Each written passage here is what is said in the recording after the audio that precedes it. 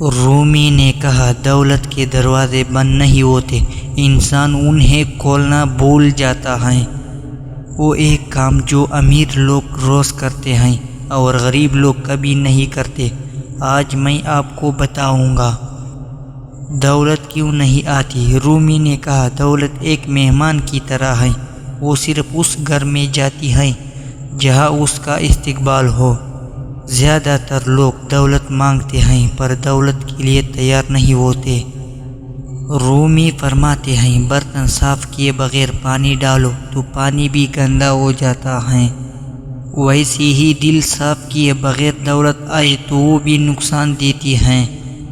دولت کے دروازے بند نہیں، بس وہ ایک کام چھوٹ جاتا ہے جو انہیں کھولتا ہے۔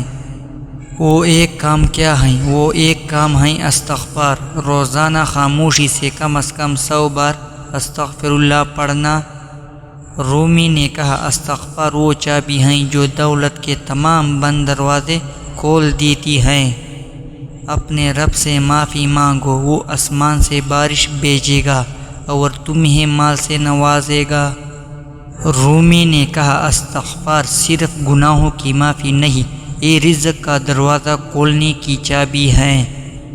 استغفار کیسے رزق لاتا ہے؟ رومی فرماتے ہیں استغفار کرنے والے کا دل صاف ہو جاتا ہے۔ صاف دل میں اللہ کی رحمت اترتی ہے اور رحمت کے ساتھ رزق آتا ہے۔ جب آپ استغفار کرتے ہیں آپ کا دل پرانے گناہوں کے بوجھ سے آزاد ہوتا ہے، آپ کی سوچ صاف ہوتی ہے اور صاف سوچ نئے راستے دکھاتی ہے۔ اللہ آپ کی طرف متوجہ ہوتا ہے اور اللہ کی توجہ سب سے بڑی دولت ہے۔ جو بندہ روز استغفار کرے اللہ اس کی ہر پریشانی کا راستہ نکالتا ہے اور اسے ایسی جگہ سے رزق دیتا ہے جہاں سے اس نے کبھی سوچا بھی نہیں۔